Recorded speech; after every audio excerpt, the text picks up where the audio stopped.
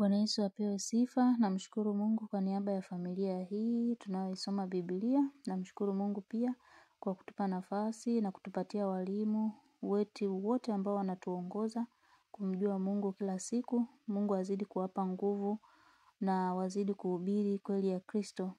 Nasi pia Mungu atuangazie akili zetu, tufahamu maandiko yake matakatifu, tuyazingatie na kuyaishi. Katika jina la Bwana wetu Yesu Kristo nimeomba. Amina. Karibu tena ndugu zangu, leo ni utangulizi wa kitabu cha Mika na nitaanza kwa kusoma. Ni kitabu ambacho watu wengi hawakifuatilii na hawakisomi. Mstari maarufu ambao wengi hutumia zaidi ndani ya kitabu hiki, sura ya 4.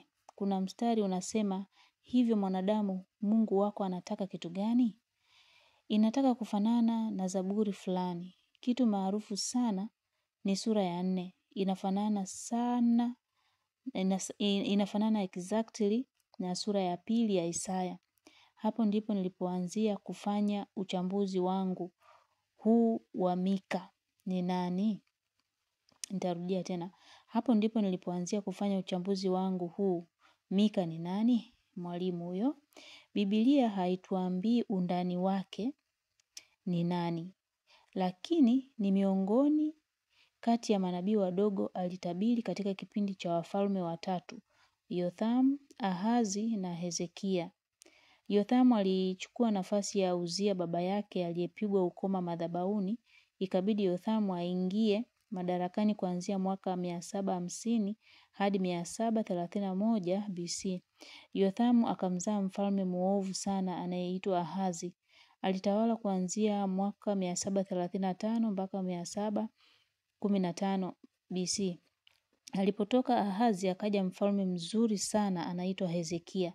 Inasemekana mojawapo ya kazi aliyoifanya Isaya na Mika ndio ilisababisha taifa kumpata mfalme mwema kama Hezekia huku Yuda kusini. Kaskazini walikuwa wamekuwa waovu kupita kawaida. Na kipindi hiki Ahazi alitetewa na Mungu, ndipo kipindi Ahazi alitetewa na Mungu japo alikuwa muovu, kwa sababu adui zake waliungana kuja kumshambulia. Hosea na Isaya walitabiri wakati mmoja. Tukisoma Isaya na Hosea tutaelewa kitabu hiki cha Hosea. Kwa nini Mungu anamuinua Mika wakati Isaya yupo? Kwanza hawa hawakuwa na status moja. Isaya alikuwa mtoto toka familia ya kifalme, msomi, mtu wa ikulu. Mungu alimuinua kudili na ikulu. Isaya hakuwa wa mitaani. Ndipo Mungu alimuinua Mika kuwa nabii wa mtaani. Kipindi hiki taifa la Yuda lilianza kuambukizwa dhambi kutokea kaskazini, yale makabila 10. Dhambi zao, ibada ya sanamu. Mungu alitafsiri hili kama tusi kwake. Chochote unachoabudu nje ya Mungu si Mungu ya Mungu, nje ya Mungu ni tusi. Narudia tena. Chochote unachoabudu nje ya Mungu ni tusi. Mfano, wanaoabudu mpira, kuupa mpira muda kuliko Mungu. Wanaoabudu mpira, kuupa mpira muda kuliko Mungu. Pili ni uovu mwingi. Chanzo cha uovu ni ubinafsi, kutaka kupata raha, kutaka kila kitu. Watu walijikuta wanadhulumu ili waishi maisha ya raha. Kuonea wanyonge, yatima, wajane, maskini. Mika alikuwa akifanya hii kazi kuonya watu akiwa anaumia kupitia Roho Mtakatifu ndani yake. Mika pia yeye binafsi alikuwa anaugua sana. Mgawanyiko wa kitabu. Maeneo matatu. Kitabu kimegawanyika katika maeneo matatu.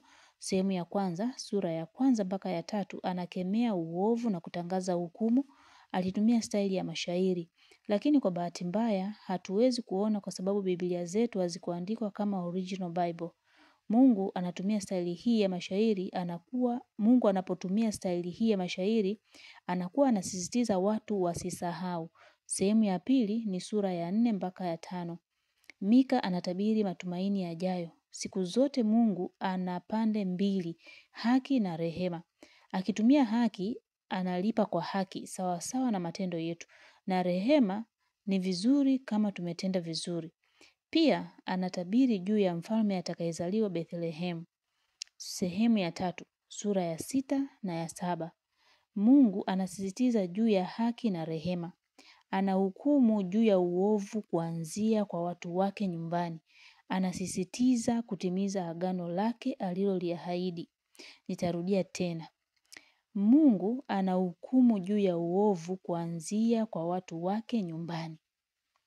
Hii pointi nimeishika sana. Kama Mungu aliwahukumu Israeli kwa makosa yao, japokuwa amewaita kwa jina lake, amewaita watu wake.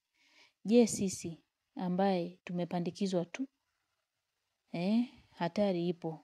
Kwa hiyo kama Mungu anaweza kuadhibu mtoto wake, je, sisi ambao tumekuwa adapted, yani sisi ambao tumekuwa adapted, sijui nisemeje. Sisi ambao tunalelewa, sisi kama ni walezi wake, wale Israeli ni kama watoto wake kabisa wa kuwazaa. Naweka mfano yani. Kama mtoto wake wa kumzaa amemuadhibu, je, sisi ambaye tunalelewa tu itakuwaje? Yani ametuokota tu mtaani na kutulea, je, itakuwaje kwetu sisi? Hawezi kusamehe, maana yake hawezi kusamehe sisi kwa sababu watoto wake mwenyewe anawaadhibu. Mwisho wa utangulizi. Mungu ambariki mwalimu wetu, na mwalimu amesema tusisahau kuomba tunaposoma hivi vitabu, la sivyo tutatoka bure. Ninarudia tena, mwalimu amesema tusisahau kuomba tunaposoma hivi vitabu, la sivyo tutatoka bure. Mungu atusaidie sote. Na sisi katika darasa letu huwa kuna kuaga na maombi. Tukimaliza kitabu kuna kuaga na mfungo wa masaa 12, tunafunga kuomba kwa sababu hatuwezi kuelewa bila kufunga na kumwomba Mungu atufunulie. Hatuwezi kuelewa, hiki sio kitabu kama vitabu vya historia vya shuleni, ni tofauti. Kwa hiyo Mungu atusaidie ndugu zangu, na kama kutakuwa kuna makosa hapa na pale, ni makosa ya kibinadamu na mimi ni mwanafunzi najifunza. Basi tuombeane, Mungu atujalie sote tuelewe kitabu hiki na vyote, na tumjue Mungu kila siku. Mungu aseme na sisi kila siku. Asante, Mungu awabariki na atakieni usomaji mwema na kila laheri. Tuonane tena utangulizi unaokuja. Mungu awabariki.